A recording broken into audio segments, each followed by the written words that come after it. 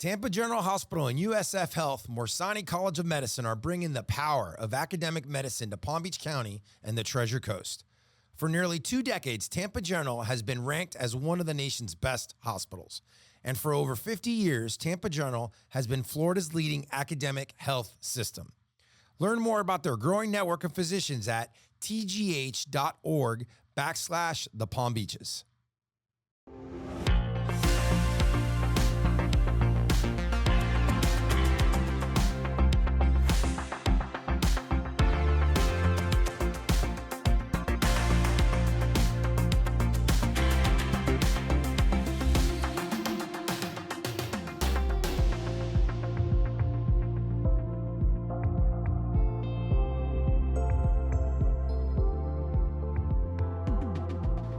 All right, welcome back to the Palm Beach North podcast. I'm your host, Noel Martinez, and I am so excited to have my dear friend, Emily Pantelides, here with us today.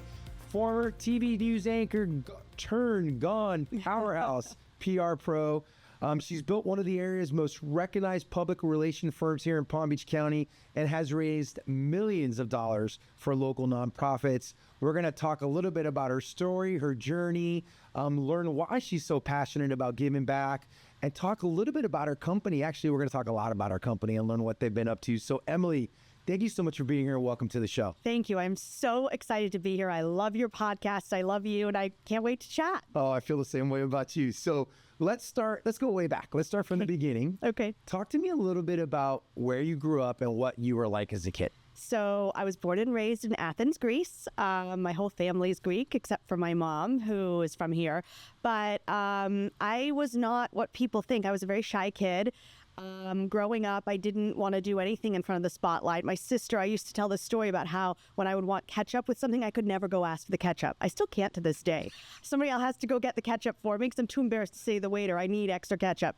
But, I grew up, I had a great childhood in Greece, and then my mom wanted us to get an education in the U.S. So I moved here, I went to college, and that's when I said, I want to be a journalist. And I didn't care about being on TV. I wanted to be a journalist. I wanted to tell a good story. And thank God I was able to do that. Where'd you go to school? I went to University of Florida. Okay. Go Gators. Go Gators. I will say I started at Auburn University because it was very intriguing to me because I was like, I had never, I'd lived in Greece my whole life. So I was like, this is so cool and sweet tea, and I learned what all that stuff was. But then I realized they did not have, at the time, the best broadcast journalism program. And UF has the #3 broadcast journalism program in the entire nation. A lot of people don't know that. I didn't know that. Yeah, so I transferred to UF, and the reason that is because they have an actual TV station at the college. So when you watch the PBS there, you're actually watching college kids. So you really leave school having already done a lot of the reporting, the anchoring, all that good stuff. So it was a great school, gave me a great education, and I went on from there. What about we talked a little bit about your parents. Tell me about them. What were they like? My dad was very, very strict. Wasn't allowed to pierce my ears till I was 18 years old. Oh, man. And I always say, I have 3 kids now, and I always talk about how my parents were very strict, but very loving too. I come from a Greek family, so it's always loud and family and food and all the things, and I try to sort of emulate that at home. But the one thing that I love about my parents is they let my sister and I do what we wanted. So when I said I wanted to be a journalist, they were like, go for it. When my sister said she wanted to get a major in music, they said, go for it. And, as a parent myself now, I'm like, no, I want you to be a doctor or an attorney. Or, I love that my parents always said, whatever you want, go for your dreams. And that really set the foundation for why I can do all the things that I've done, because I had no boundaries. I had no fear. From an early age, I was told, do what you can, and be the best at it, work the hardest, and you'll reap the benefits. And I think that's why I've been able to kind of be fearless in some aspects. So then, other than your parents, did you have any other mentors or people that you really looked up to growing up? Oh my gosh, that's such a good question. So many. I mean, I've had good friends that I looked up to. I've had parents of my friends that I looked up to. I had lots of mentors in TV. In TV, it's a really cutthroat, hard industry, and it's gotten worse since I've left. But I had so many people who held my hand along the way. Teachers, coaches. I can't even say names because there were so many, but I've had a lot of good people who I trusted and, I was very authentic with, and they were authentic with me, and that has helped me along the way. So let's get into your TV career, right? Yeah. Because you've got a pretty cool career. You've done and accomplished a lot.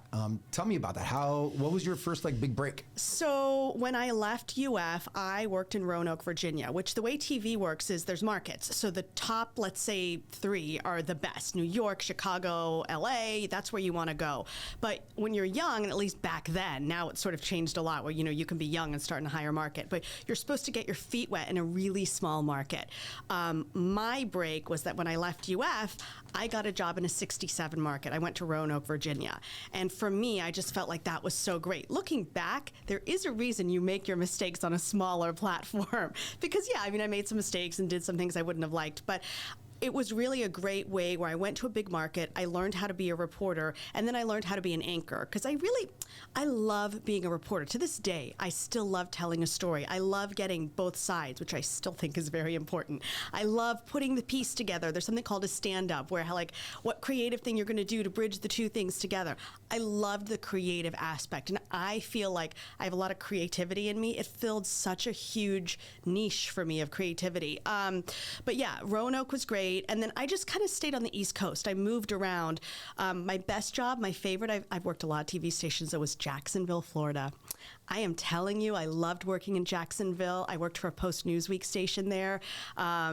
They had such a great story where they used to be a CBS affiliate, and then they decided they didn't want to pay CBS for the programming. It's a whole long, convoluted thing. Mm-hmm. So they said, you know what? We're not going to be CBS. We'll do our own thing, and people will still watch us. So they became the local station with no affiliation, and they still were the #1 in the market back then. Wow. It was a great station, great time, made some great friends.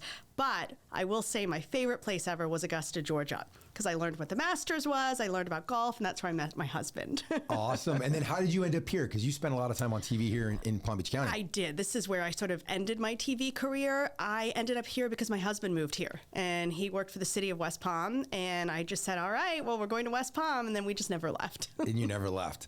And then what made you make the jump? What made you leave TV? I will say that's the hardest thing that's ever happened in my life, because you work for 12 years in an industry that is hard, that for women especially pushes you down, and you feel like, you're just sort of a dime a dozen. The number of times somebody told me, you're just a blonde dime a dozen. I was like, no, I'm not. But I think there is a point where you push through all that garbage. I always say the people in TV aren't the best. They're the ones who will just put up with the most garbage time after time after time. And I really felt like that was going to be me. I really felt like I was going to be in my 60s retiring. But I worked a morning show here, which meant I got up at 2 a.m. The show started at 4:30 every morning. And the truth is, I worked for a CBS affiliate here. And I don't want to get too involved in TV and how it works, the nuances, but CBS mornings don't do very well. People like the NBC or the ABC. So I got demoted. So they demoted me to weekend mornings. And I'd been in news for 12 years. And I just said, I don't want to wake up on weekend mornings and do that anymore. And, the whole search for something else, I liked West Palm. We are starting a family here. So I said, what can I do? And there was sort of there's a train of how it all worked. But at the end of the day, I realized I had something other people didn't. And that was an inside track into TV. And I was like, maybe I can figure out how to make money off of that. Talk to me about your company. What exactly does Pantelides PR Consulting do? Yeah, what we do is we help people get awareness for their business, for their brands, for whoever they are. We help people get awareness. So if you're an attorney and you don't want to do ads, I don't do any ads. So basically what we do is editorial. So we do third-party endorsement. So a TV station, let's say, will do a story on the chamber, and you're not paying for it because it's an editorial, but we, because of the inside knowledge my team and I have, we will say to a TV station, hey, this is a great story. And they're like, oh yeah, it is a good story. And I think that's been our secret sauce. It's not that I did anything different or special than anybody else. It's that I know what a news story is. I know how to get people exposure. And I know the secret is repeated exposure. You can't hear something once. You have to hear it repeatedly 7, 8 times over and over again, and it has to be the same message. I tell people all the time, you're wasting, if you're just throwing everything at the wall and seeing what sticks, you have to throw something at the wall over and over again, the same way, the same time, the same, over and over and over again until you're, blue in the face. So I'm sure you had a few bumps along the road, right? Starting a small business is so challenging. What were some of those challenges and how did you overcome them? I never set out to be a business owner. I will say I have a huge faith. So for me, the whole leading component to my life is faith. So when I left news, it was sort of like this prayer, God, just take me where you want me to be, right? You put me where you want. And so I do very strongly believe if you're praying sort of for his will, he'll align things for you. So I think he really, that is what helped me. But owning a business has been very challenging because I was never trained to be a manager. I don't know how to manage people. I was a TV news anchor. You don't learn how to do that. I'll never forget, I did leave and went to a corporate job right after news. And I always tell this story because it's so funny. I mean, my whole life I worked in a newsroom where you're screaming, you're throwing things, you're cursing, you're doing whatever. And then so I went to this corporate job and I needed something on the first day, whatever it was, I don't know, a stapler or something. And there were cubicles. So I just screamed out, I said, "Hey, can I have a stapler?" And it was like the record scratched. And I was like, what? So I just screamed it out again because maybe they didn't hear me. And then this very nice guy who ended up being a good friend walked over and he said, "We don't do that here. You pick up the phone and call." So there's these culture shocks after news where you're like, oh, people don't act like that. But it was a good little bridge for me because as a news anchor, you're in this other world. And then coming into being an entrepreneur or a small business owner is very difficult. And the only piece of advice that I would tell people is you're going to make mistakes and be okay with that. I made tons of mistakes. I'm still making mistakes, but I don't lie. I don't pretend like I'm the smartest person in the room. But I always will tell the clients, and I believe this in my gut, I'm the best at what I do because I will work the hardest. I will outwork anybody, any day, all night. And that's why my business has been successful because, when the clients go away or when something bad happens, I don't make my team take the fall for it. I will be up till midnight fixing it. And that's what you have to be as a small business owner. You have to say, if something goes wrong, it's on me and I have to fix it. No blame shifting.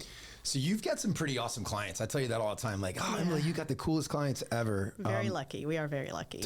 Tell me a little bit about your clients. Who have you worked with over the years? And then so many. There's got to be like a campaign or a project that really, really sticks out. So tell me about that. Oh gosh, there's so many. And it's hard. It's like picking your favorite child. I don't want to say.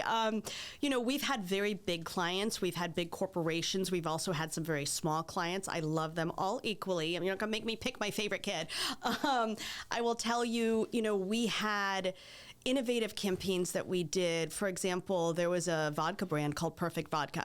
And what he wanted us to do was he wanted us to figure out a way where people could try his vodka and people would hear his name. So we kind of we're like, how are we going to make people taste the vodka and hear the name? Are we going to give it away for free? Blah, blah. So the long and the short of it is he got the naming rights to the amphitheater, which you might remember. It was for a while the Perfect Vodka Amphitheater. Mm-hmm. And what that did was it was the only alcohol served. So not only did you have to know the name, it was on every ticket, you also had to drink the vodka. So I was proud that that was innovative. Mm-hmm. I've had so many different clients that it would be hard to pick something really, really great, but I will tell you, I love Place of Hope. So we've worked with many, many charities, and one of my favorites is Place of Hope. They are the number one ranked children's charity in the entire nation. That's not by me. That's a Charity Navigator has ranked them that. And I feel good about myself when I work with them. We are helping kids who've been abused, abandoned.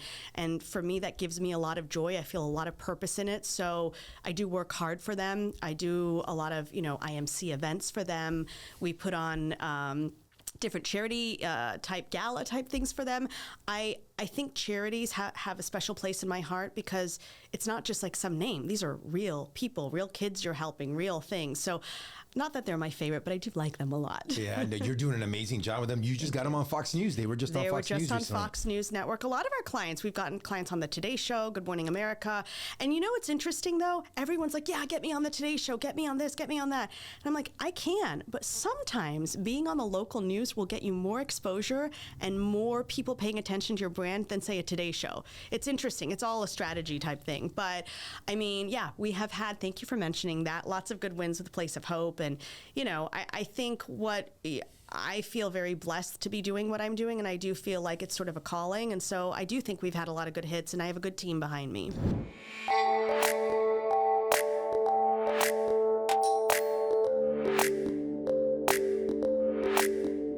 All right, so I'm here with Dr. Heckman, a breast cancer specialist from the Tampa General Hospital Cancer Institute.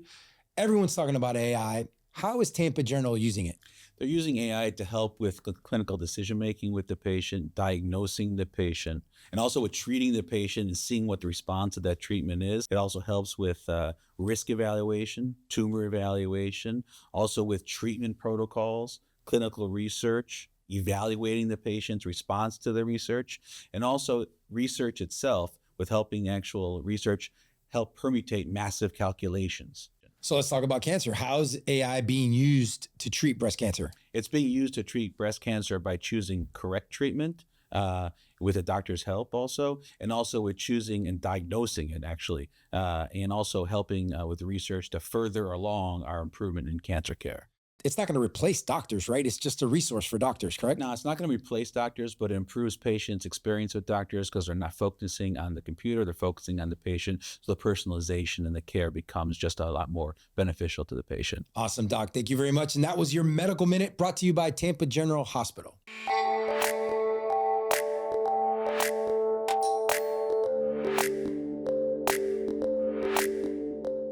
So not every client's a great client.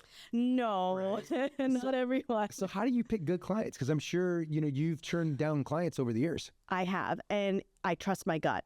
In the initial first phone call, if they talk over me, if they know more than me, if I just get a bad feeling, I have really learned to listen to my gut. At the beginning, I didn't, because at the beginning, when you're starting, you're thinking, I'll take anybody. If they want to sign with me, I'll take. You got to pay the bills. Yeah, exactly. And saying no is the hardest thing. Saying yes is easy, but saying no, you're like, oh, did I do the right thing? What if? Should I have?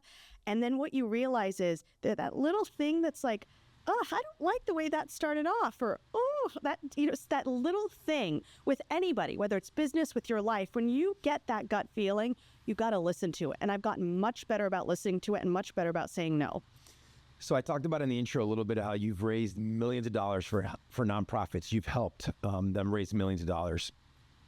What role does community engagement play in your company, and why is it so important to you guys? Huge, huge. It is one of the benchmarks of why I created this firm, because I live here and I want to set an example, not just for my children, my family, but the people who live here, because I do feel very fortunate. I have been very blessed. And you look 2 streets down and you will see people who there are children who cannot afford breakfast. They're eating school lunches, and when COVID happened, they didn't have food.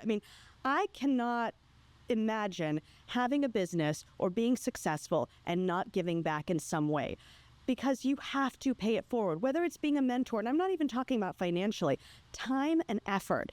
And I'm just lucky that I have a business where I can plug and marry the two things in. But the reason I've been able to raise millions of dollars for charities, I also found something I love. I love events. I love going to events. I love putting events on. I love the nuances of what the centerpieces are going to look like, what the invitations are going to be. So I found a way.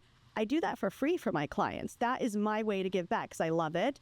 It helps. And I do believe when you have a great gala and it raises a ton of money, that does go back. Hopefully, if you're going for the right charity, it goes back to the kids or the dogs or whatever it is. How do you do both? Like, how do you run a business, right? A small business on your own, because I know you don't have a huge team. I don't. And be so active in the community. Like, how do you do that? How do you balance both? Everybody asks me that question. That is the number one thing people ask me. How do you have the family and the job and the kids? And my answer is always the same. I don't really know the answer. I just know that you put your head down and you do it, right?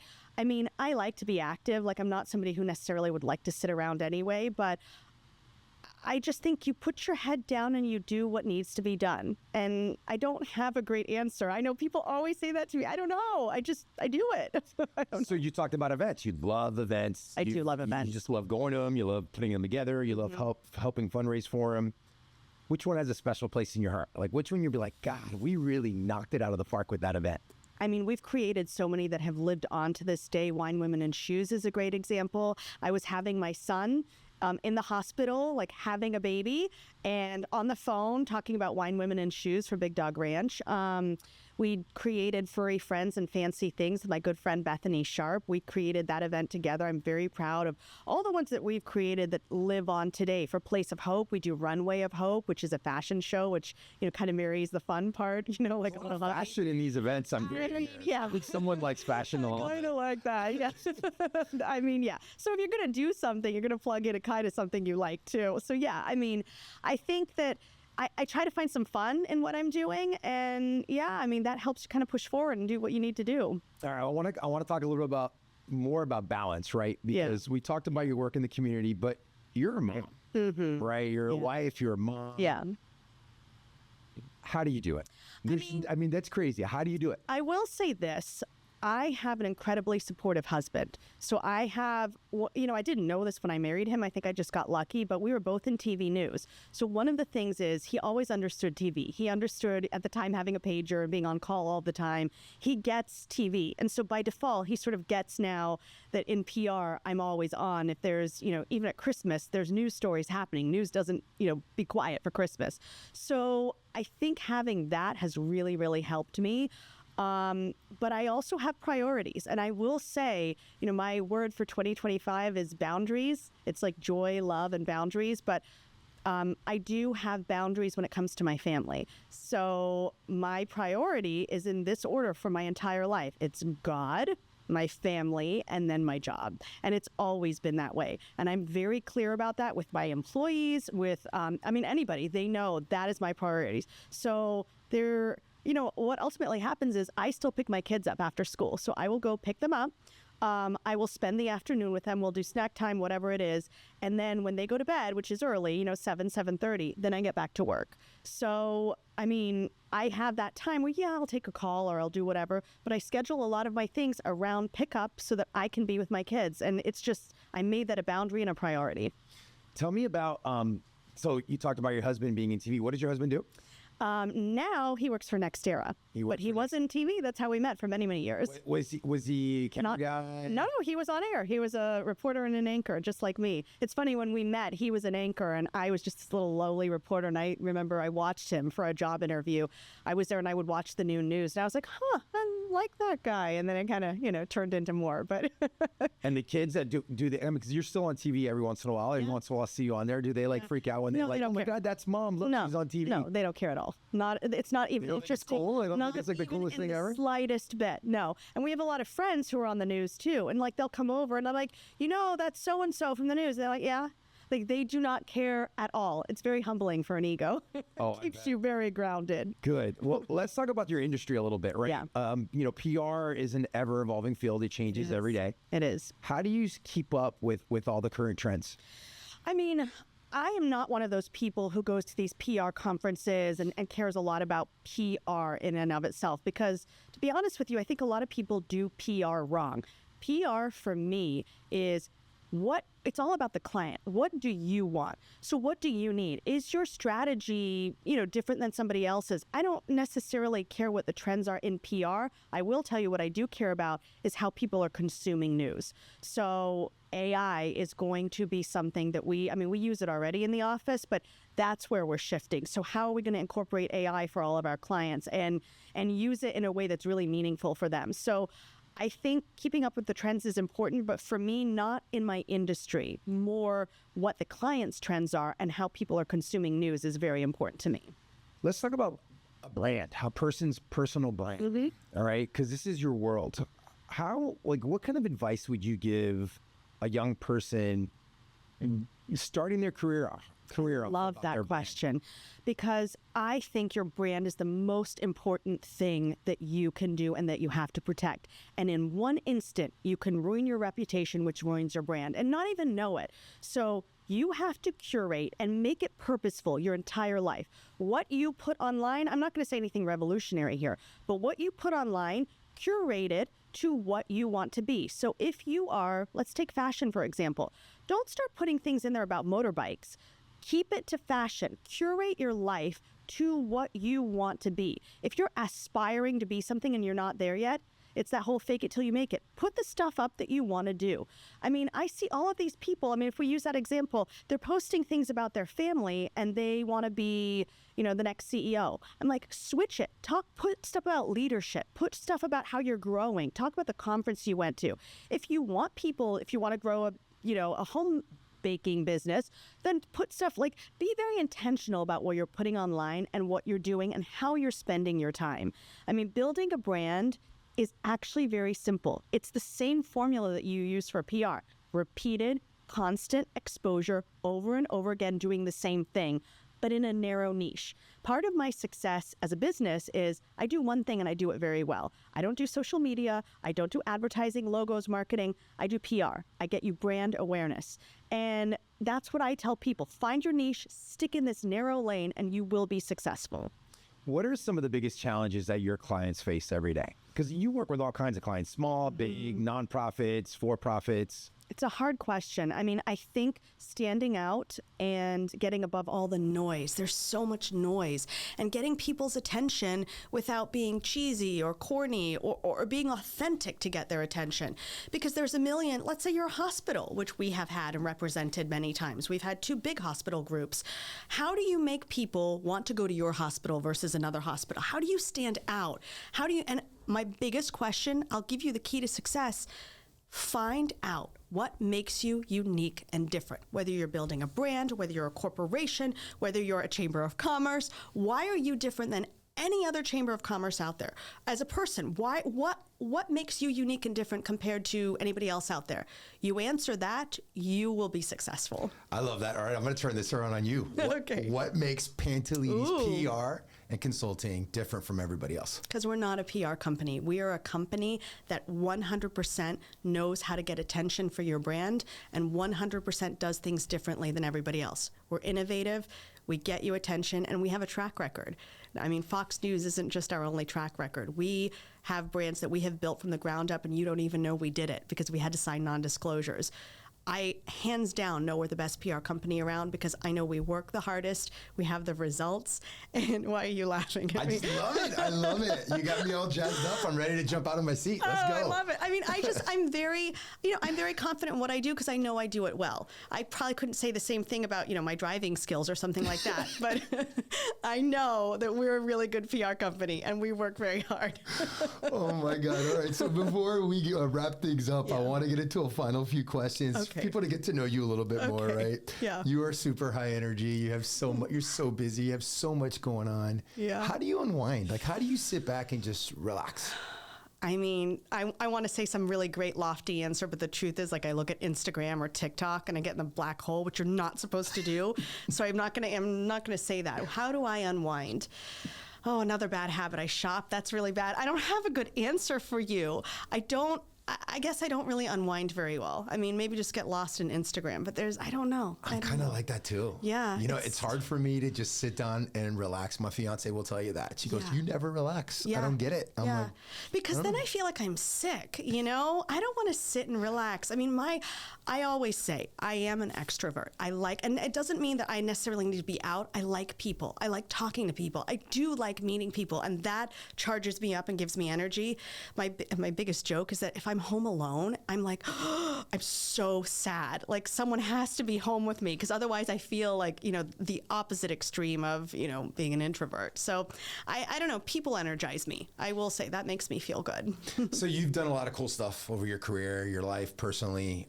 You're a 2-time, I didn't mention that earlier, but you're a 2-time Palm Beach North Chamber Award winner. You were the Young Professional of the Year. I was, a few years ago. You were the Woman of the Year. So congratulations. Thank you for the honor. I wear it proudly. So you've done a lot. Looking back, what are you most proud of? I am most, I'm going to go back to my faith. I am most proud of every time I've done a podcast, every time I've won Woman of the Year, every time I've done anything. It's a little scary to be so vulnerable, but I always talk about my belief in God and how that has gotten me through everything. And I'm very, when I think you're going to ask me something about probably like my legacy or something like that. You're going to ask me that because I've heard your podcast before. I want it to be that she said something or did something that brought me closer to God. That's really what I want. I mean, all this stuff is great and TV's great and I'm grateful to be an entrepreneur and all these things. But at the end of the day, we're all going to pass away sometime. And what happens after that? My goal is that somebody says, I listened to that podcast and she made me, I don't know, maybe say a prayer. That's it. That will make me happy. All right, so you stole my last question that I was going to ask you about legacy, but it's okay. Okay. It's okay. I've watched this, though, so I knew what was coming. All right, last question. Okay. What are your kids going to say about you? When they get older, when they're going to look back and they're like, oh my God, my mom was... Is it a good day or a bad day? Are they happy with me? Okay. All the above. On a good day, they're going to say she loved me very much. And I know that they'll say that. They'll probably say that on a bad day, too. That there was a lot of love. And I mean, I do things wrong. And, sometimes I yell and I am short-tempered on all these things, being very honest and transparent. But my kids know that I love them. And I always tell them, there's nothing you can ever do that will make me stop loving you. And that's what it is. I mean, it's all about that at the end of the day. So I think my kids will say that. And I hope that when people meet me, you know, that they'll say the same thing. Like, I felt some sort of like kindness. You know, I want to emanate kindness because what else do we have, right? And this is a small town. You know, there's also, you know, you want to go back to your brand and your reputation, be nice to people. Stupid, but open the door for people. They might know you and they might remember that, because that happened to me recently. I thought this man was this nice guy and he didn't recognize me and slammed the door in my face. And I was like, oh, okay, don't like you anymore. You know, those kind of things. Not so nice. And then open the door for a lady. It's like chivalrous still, you know? Anyway. It still lives. It still lives. It does. All right. PR tip. So how can someone get more information on your company? Well, thank you for asking. We are obviously online, PantelidesPR.com. My cell phone, I think, is even on our website, so you can always call me, or I love a text. A text directly works. I mean, I'm very accessible. I want to be able to, if I can help your brand, I will. If we can give you CEO training, that's one of my favorite things to do, where we sit down with CEOs and we even talk to them about manners and how to dress and all these things. You know, you can find us online everywhere podcasts are sold. You are so good. Oh my gosh. Thank you are so good. No, I want to thank you. You are extremely good at this. And coming from me, I teach people how to do this. You're very good at asking questions. You're wonderful. I've said it to you earlier. I said it to another friend of ours that I've interviewed on the podcast is a reporter. I'm so intimidated interviewing a reporter, because I'm like, oh my God, this is what you guys get paid to do, these things. And isn't it amazing that you can do it and do it so well? You're very good, and this podcast is wonderful and growing, and I've seen your numbers, and that's a huge kudos to you, truthfully. Thank you, Emily. Thank you. Well, thank you so much for your time today. Thank you. Thank you for all you do for us, too. You do so much for the Chamber. For me personally, you've been amazing. I've been such a fan of you and the Chamber from the very beginning. I mean, it helped me, and I probably should have mentioned that. That is a huge reason. My business got a mark of approval because I was a member of Palm Beach North, and that 100% is a huge reason that we're successful today. And I should have mentioned that up front. Sell it. Thank you so much. Thank you. Well, everybody that tuned in, thank you so much. We appreciate you watching the episode today. Please make sure to like, follow, tell everybody about all the amazing things going on in Palm Beach North. And we look forward to seeing you guys in a couple weeks. See you soon.